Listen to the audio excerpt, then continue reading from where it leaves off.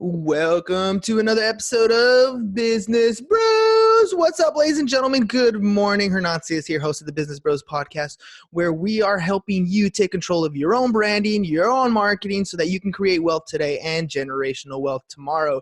Today's guest is doing something amazing, something that's near and dear, especially to my wife's heart, who makes me repurpose my bags over and over and over again. She's taking plastic and turning it into something beautiful. So without further ado, Mavis Herrera, welcome to the program. Hi, everyone. Thanks for having me. Of course. So I want to know a little bit about who you are and how you came up with this idea, and we'll see how it goes from there. Okay, so my name is Mavis Herrera, and about a year ago, I left the corporate world and I decided to do something with the environment. And so first of all, I like to travel a lot by myself. So 2 years ago, I went to Oaxaca and lived in the mountains, and I met two ladies, and pretty much they teach me how if you take care of nature, nature take care of you. Mm-hmm. And I promised I was going to come back and help them somehow. I was going to come back. I was like, I need to come back with these ladies. So 2 years after, I decided to leave my corporate job, and I went back and I looked for the two ladies, and I say, I have an idea. Let's create bags but made out of recycled plastic, because they know how to weigh the bags. And they're like, yes, señorita, let's do it. Okay, hold on. Before we go on with that, because that's a great, I mean, we're going to talk about helping them out as well as helping you out. But before that, why did you leave a comfortable job? Like, what was going on in your life that you decided, I'm leaving corporate world and I'm taking this risk to do something that nobody's doing and bring it here? So I wanted to leave. Like 3 years back, I have a health issue. My heart rate dropped to 28 beats per minute, and I was in intensive care, and I don't know if I was going to wake up again. Wow. So after that, I decided to live my life with a meaningful purpose every day, because if this is going to be the last day of my life, it's going to be the best day of my life. And I decided to start living life with a purpose, meaning giving back. It's something that I kind of grew up a lot. I grew up in San Quintin, Baja California, Mexico. There's a lot of poverty, and my dad teach me that you can give back and help the community without being rich millionaire. And I decided I can help people, so why not? Prior And to the heart condition, did you live life that way, or was it something that you've had this epiphany once you realized that you had this condition, like things changed? it just happened. I mean, I was training a lot. I run a lot. I do bike a lot. So I was very in an athlete mood. And then suddenly I was running in the mountains, and I just collapsed, and boom, I was in the intensive care, and it just changed my life. And I was like, if I can do something, why not, There's a lot of people who go through traumatic experiences like that and break down, like they give up on life. They're like, you know what, this is not fair. I was perfectly healthy. Everything is happening to me. Woe is me. You took a completely different approach. You're like, you know what, life is precious and I want to leave my mark. Tell me a little bit about like what was going on through your head when you woke up in intensive care. Well, my body wasn't responding. I was connecting to a lot of machines, and I was like in intensive care. And the next thing that I see on the window was a bunch of doctors ready for my heart to give up and either try to bring me back to life. But my body, like I remember, it was feeling so weak, so like out of control, that every time I will wake up, like I didn't know if that was gonna be the last time I was gonna open my eyes, because like literally after 10 minutes I will fall asleep. And my heart rate was like dropping and dropping, and it was tough. And I didn't tell my parents or no one. I didn't tell my friends after 3 days. So you were in the Because hospital in that state by yourself? yes, um, yes. So since I'm 13 years old, I haven't lived with my parents. They sent me to the U.S. But I mean, I know I should call them, right? But I was like, I'm in good hands. I'm with the doctors. I did tell my mom after a week when I was released. Did you tell her how bad it was? Not really. She would have been I really didn't mad want at to worry you. her. Yeah. So, is that something that has been fixed since, or It has changed my life. Definitely, like I can't no longer run like 30 miles, or I can no longer bike 100 miles like I used to anymore. Everything has to be limited for now. Um, there are some options, but right now I'm getting used to my new body, my new heart rate, and I know what to do. And I'm just gonna continue living life, bringing out the best of it. all right, so you go through a super life-changing experience, and now you've decided you want to do something different. You want to leave an impact in this world. And so what brought you to like the environmental aspect? Because you could have done almost anything. You could have planted trees, you could have built, missions, you could have gone back home and done a number of things. Why the environment? So prior to leaving the corporate job, I mean, after I was working for almost 11 years in international business. The last job, I stayed there for 5 years, which is a great job and everything. But I was seeing a problem that it wasn't right. Like I study renewable energy, plastic pollution, and like doing international business, bringing product from other countries to another island. At the end, we were creating a problem that like what we're going to do with all the plastic, all the trash. These countries where we're taking the product, they don't have laws, they don't know how to recycle this, it stays there for longer. Instead of creating a solution, we're creating another problem that no one is looking at it. And at that time, like no one cares because you're more focused about production, inventory, profit, margins. And I was like, no, this is not right. Mm-hmm. And I was like, I need to do something about it. Yeah. And so you decided to go the route of creating these, their bags, right? Yes, there are bags. Okay. So you go back to, where'd you say? I think it was Oaxaca. Yes. Okay, so you go back to Oaxaca and you find these two ladies that were already doing it, right? So tell me about, how they decided to work with you and what kind of impact that made in their life. I guess it was like a mutual feeling. Like they were like, okay, sure. I mean, they trust me. That was the first thing. They trust me. When Mm-hmm. I went there and I told them, hey, I want to start creating bags, right? We're gonna make beautiful bags. It's not gonna be the typical one. And it's gonna be made out of recycled plastic and upcycled materials. Everything is gonna be handmade. We're gonna reduce CO2 emissions and we're gonna reduce plastic waste. And not only that, like I will support you and I will give back to them as well because I'm also teaching them business skills.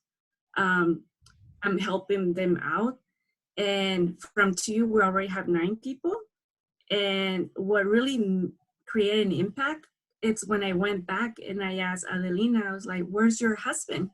He's like, he's gone. I was like, what do you mean? Like, he's gone. I was like, yes. He's like, no more. I make enough money to pay for my food, take To care of take my care of kids. herself, yeah. Yes. That I can no longer, he's not going to hit me anymore. And that's when I was like, yes, I'm making an impact. Maybe not in 10,000 people, but one person that I was able to rescue from a domestic violence, that's enough for me. Because Yeah, I also come from a domestic violence. I mean, my last relationship was horrible, and I know what it's been through, going through that stage. And I was like, more than ever, I'm here to support you because that's my team.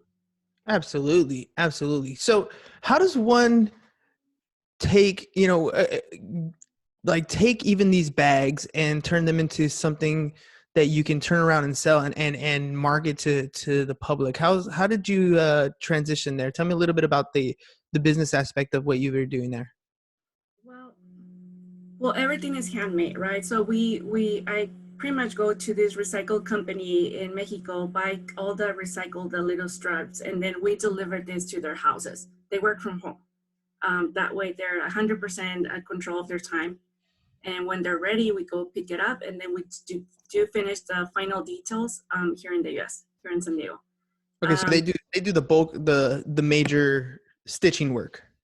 Yes, let me show you. Here's one. That's beautiful. That does not look like trash at all. Yeah, and we put the liner inside, and they're actually water resistant as well, and they're easy to clean. Yeah, I hope so. They're plastic. Yes, and they last forever.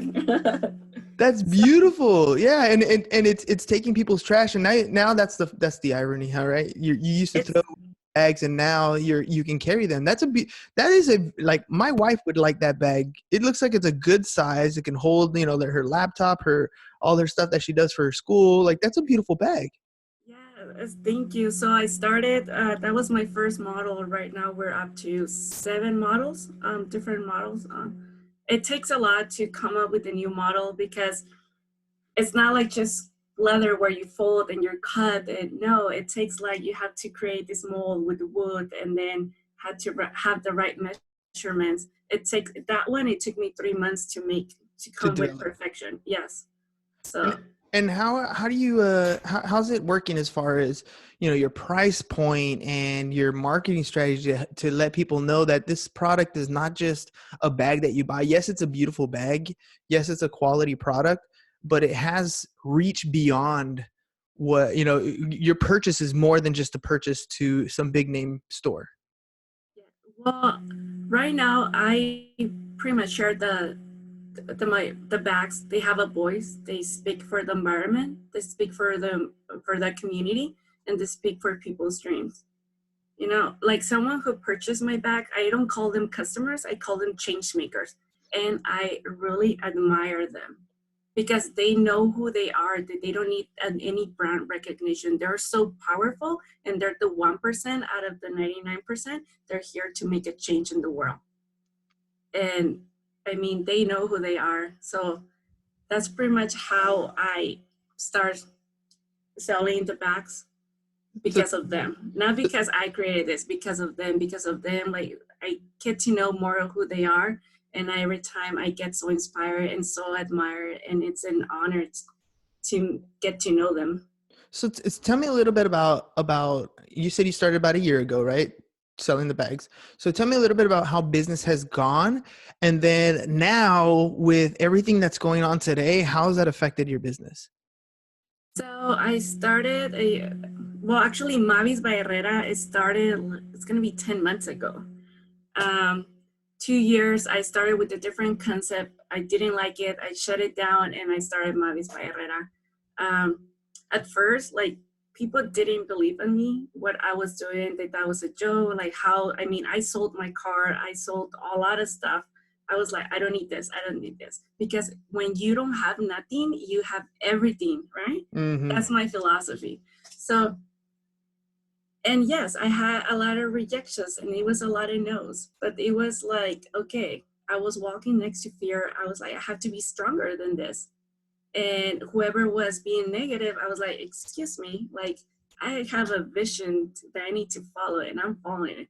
And if you're not on my path, please step away, right? Yes, yes. And I continue, and then I start getting, after negatives, I start getting a few positives, and I stick with the positives. And then my sales start coming up. I had my first sale here in San Diego, and then I have my other sale in Germany, and then another part of the world. And I said, if people really buy in this product, because they do believe in it, they get it. And that's how I started escalating. So right now, I sell online, and I'm 2 stores here in San Diego and one in Chico, California. So it's going right now. How it's affecting me?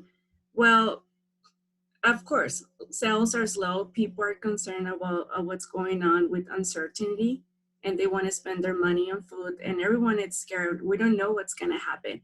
And for me, it could be this could be the end of my business, and I understand. But if it's going to be the end, yes or no, like I will fight for it to not be. But I can still bring and do something positive. So for every bag that someone purchased from me, we're gonna support small businesses with a gift certificate that I'm personally gonna go buy them, and I'm gonna make sure it goes to someone in need. So I'm gonna support. That's because we can still do good. Yeah, absolutely. And that's one of those things that we have to start getting a little creative in what it is we do. I had this couple the other day on the podcast, and what they have a Screwball peanut butter whiskey, right? And they take their marketing budget and they turned around and started, instead of spending it on ads and promos that they were normally doing, they would take that money and they gave it away to different organizations. So since they're in the bar industry, they had a bartenders association, they had a couple different other associations within that industry that they donated that money to. And it's just a smart way of saying, look, this is the money that I had, I'm going to put it over here. What you're doing is very much the same thing. A part of the money that you make off every purse is going to your advertising costs. And rather than spend it on advertising, you're going to be like, look, let me just take a little bit of this profit that we make and I'm going to give back to other businesses that also need help. That kind of, inspiration to people, I think is super powerful. It's what is going to continue to help small businesses survive during this time, because this is going to be a short period of time. Whether or not it's going to be a month, 6 weeks, and nobody knows how long this is going to be, but it's small period of time in the grand scheme of things. And what you're doing, even though right now it's just a drop in the bucket, it's a drop in a bucket that if we can just continue to show people that there's an opportunity to do things like this, to take the trash that we've created and turn them into beautiful products that we can use that could last a lifetime. That plastic was not going to biodegrade. It was going to sit in the ocean or wherever it was exactly like that. Now it can continue to sit in its purpose, but now it's useful purpose. It doesn't go away and stay in the landfills. And then by you contributing back to society, you're taking not only our trash, turning it into something beautiful, but you're also making a profit and helping other people in your community to be able to thrive. And that to me is a huge plus. Like, people need to look at what they're doing and look for ways to be positive, ways to find opportunity in things that look perilous. You could have given up in life when you had your own physical ailments, but you decided to push forward. And those things, those are beautiful things. I hope people recognize the fact that when they buy a bag from you, it's not just a bag. There's purpose behind it. There's motivation behind it. There's families that you're supporting in other countries behind it. Then even now what you're doing with the gift cards here, there's people that you're supporting around you. So, there's yes, we're struggling. We're going to get some stimulus package money. I don't know what people are going to be spending their stuff on. Hopefully they're able to survive. But if you find it in your budget to have a little bit extra, maybe you're going to go buy a purse or something. Maybe you buy something that's a little bit different this time to show people that you're giving back a little bit, right? That you're helping a little, that you have a little heart. Yeah, you can go and get your Gucci. I'm sure you could do that. But if you just try just a little bit during this time to help smaller businesses, it's going to make a big difference in the long run.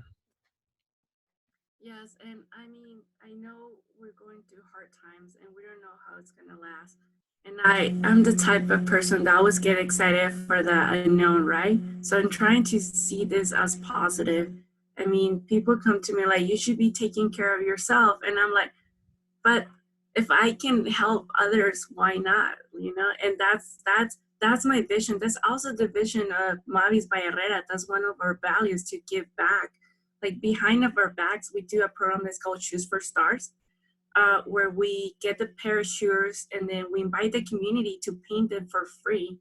And it goes from one star, which is the kid, to another star, to another kid in need, who are barefoot, or it's a boy wearing a princess shoes because their parents can't afford a tennis shoes for them. And so I do a lot of things behind the backs. One is Shoes for Star. The other one is to empower women. The ladies from Oaxaca, teach them business skills. How, in case someone else come, like, they know how to do production, how to sell their product, how to sell their labor. I want to put together a 3-month program where we can support everyone who has been self-broken, like inside, to rebuild them, because they can't see what's the best inside of them, but we can see the best of you, and we're going to let you know. So when it's going to be a 3-month program, so when you're ready to go back to the world, there's going to be people still with hate and negative, but because you know who you are, you're going to respond with love. And that's how you eliminate hate in this world. That's That's such a difficult perspective to get across to a lot of people. You know, they usually respond hate with hate.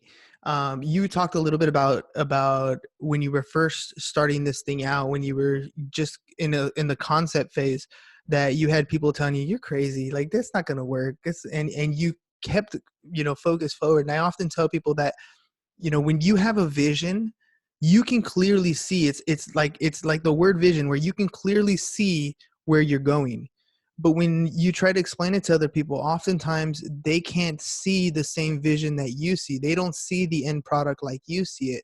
And because they don't see that end product, they struggle with supporting you. And maybe they're coming from, maybe they're people that you care and love, and they're close to you, and they're telling you from a place of love. Like, they don't want to see you fail, they don't want to see you get hurt, so they're telling you you can't do it. But it's just that they don't see that same vision. Tell me a little bit about how you kept going forward even though people were telling you that's not going to work. Yeah, so it was actually, it was hard. I'm not gonna say it's easy process. No, it's not. Like me, like building like 10 years of experience, international business. I had background in marketing, international business, accounting, finance, digital marketing, and digital analytics.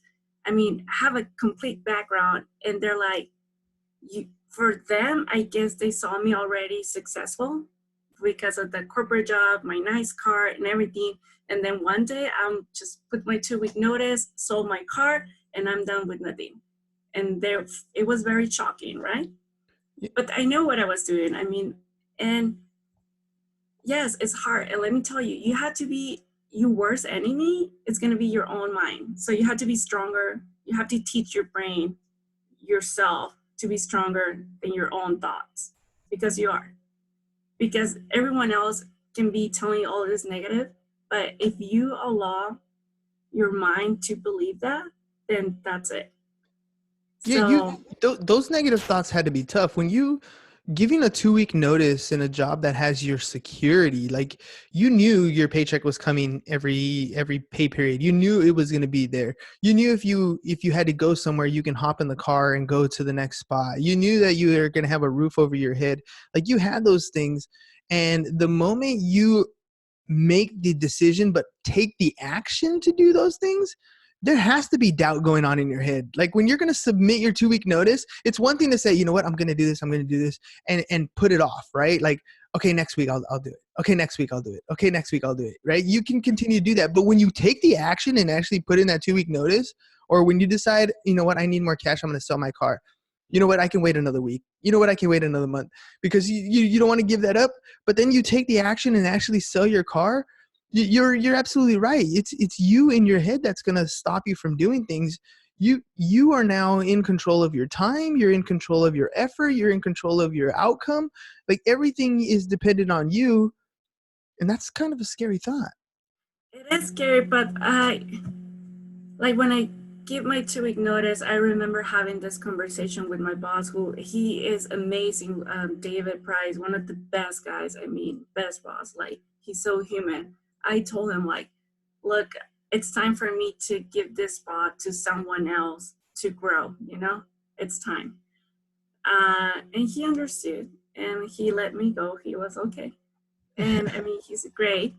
Um, but yeah, it was tough. But I'm the kind of person, like, I start 1 week before, 2 weeks before my 2-week notice. Actually, I start, okay, meeting fear, right? I'm Mhm. scared of flying. People don't understand, because I'm a world traveler. I was flying a lot of internationals to Central America for work. I was flying a lot. Um, and they're like, how can you be scared of travel, of flying? I'm like, I am. I do. Just because you do it doesn't mean the fear goes away. Exactly, but it's because it's part of my work. I have Yeah. to do it. So what I did, I booked a flight here in San Diego, one flight class. And this, like, can gliding, pretty Oh much my just gosh. open to the air. I went and I did it. And it was one of the best feelings ever. Yeah, So you I started conquered it. Face confronting that fear. fear. Yeah. Yes. So I was like, whatever I'm scared of, I'm just gonna go for it. And I needed it to leave everything, because, like you say, you always have a paycheck coming. So So for me, in order to give out the 100% best of Mavis, I needed to let go of everything. Otherwise, I wouldn't be able to give my 100%, because I don't have nothing. So in order to have it again, I have to let it go of everything. You got to burn the ships behind you. That's ballsy. That's very gutsy right there to be able to do that and then push forward. But you're right. If there's nothing else to go back to, then the only way to go is forward. What advice would you give yourself if you had to start over again right now from scratch and you could talk to Mavis at the beginning or maybe when you still had the job? What advice would you give yourself? Honestly, I will do it like everything the same way. I wouldn't change it. But I guess one is like I did mention that when I was first starting, I started, so it was a different name, Alba Culture, and it took me 2 months to build the website. And after I did that grand opening online on the website, I shut it down for days because I didn't feel it. It wasn't me, and I didn't like it. So during those 2 months of building the website, I was trying to be perfectionist. So my advice is let go perfectionist. You will perfect it later on the way because you have to be open to change. When I first started Mavis by Herrera, it has been evolved completely the past 8 months to what it is now. But now and it's gonna continue to evolve because that's who we are. I want Mavis by Herrera. It's not gonna be one definition. It's gonna be an evolution of human, of nature, of doing great. So be open to change, get comfortable to change, and be okay not being perfect, just being you. As long as I am who I am, that's okay. Yeah, I've always heard that perfect is the enemy of done. If you try to be perfect at everything, you'll never get anything done because perfect is a fallacy. It doesn't actually exist. If you're a religious person, there was this one guy that was perfect, but other than that, like there's No, no perfection, right? Everybody else is imperfect. That's what makes us human. That's what makes us flawed. That's what makes life beautiful. The fact that you experienced such a position where your body is flawed and you experience a close visit to death's door, like you understand that there is no perfect day, there is no perfect time, there is no perfect product, but there is a time, there is a product, and there is a way. You just got to step forward and go and move in that direction. yes, and the other thing is just like not. I learned that because you don't know how to do something, don't say I don't know. Like just go for it, learn because we have so much open material to learn. I mean, I didn't know how to build websites and I built my own website. I do my own photography. Like if you go on my website, mavisbyherrera.com, everything you see there, it's made by me. I haven't hired no one to do it. So being limited on resource on money because I'm self-funded, it gave me the opportunity to bring out other things about me that I didn't know I had. Mm-hmm. That So determination. It's funny how that works, and that's one of those situations where a lot of people are in now. You're becoming self-funded whether you wanted to or not. You're backed up into a corner. This is a perfect opportunity. You have time in your home. You're experiencing a quarantine or lockdown. Use this time to develop some of those skills, to develop some of those systems, to put in the effort that you want, because you never know what's going to come out of it. You can come out of this quarantine much better individual than when you went in. yes, so So embrace this time. exactly, embrace it. So tell me a little bit about how people can get one of those bags. Where can they go to get that information? Can they find out about the different organizations that you're or the different programs that you're doing? Yes, so they can go right now online, mavisbyherrera.com. They can go on my Instagram, Facebook, Mavis by Herrera, and they can send me a message if they're here in San Diego. I can deliver the bag, but we're also doing free shipping.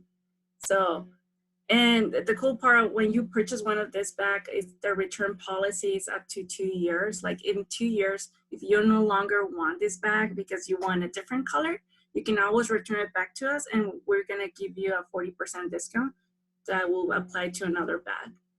Nice.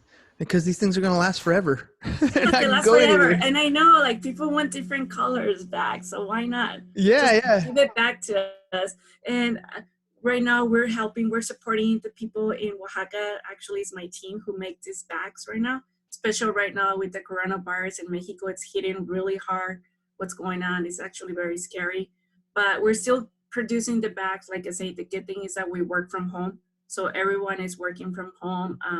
We're making sure like the bags like are clean, everything is right, and we're still shipping the bags. And we're also supporting here small businesses. This Friday, well, tomorrow I'm gonna go and buy some gift certificates. And if you know people in need, also send me a message. Like I would really, really want to help out with providing food or something because that's what we're doing right now. Perfect. Mavis, I know we were supposed to have you on April 15th on the show, but you know, I had all these time slots open up with everything going on. And I really thank you for coming on the show. Your story is very inspirational. It comes at a good time when people need to start looking at the positive things going on with so much despair, so much uncertainty going on out in the world. It's beautiful to see people doing things in a positive light and having that positive attitude that things, you know, tomorrow the sun will rise and things will go on. And if you can make an impact in somebody's life today in a positive way, then you're already winning. Yes, thank you for having me. Of Yeah, let's keep course. the positive going, you know? Yeah, of course. Ladies and gents, make sure it's Mavis by Herrera.com, right? Yes. Cool. And what we'll do is we'll drop the link in the comments here, and then I'll put it in the show notes when the podcast goes live, or when the podcast goes on air. And hopefully we're able to help some small businesses and support small business and support your small business. Thank you. All right, ladies and gents, that's all we got for you guys today. Peace, and we're out.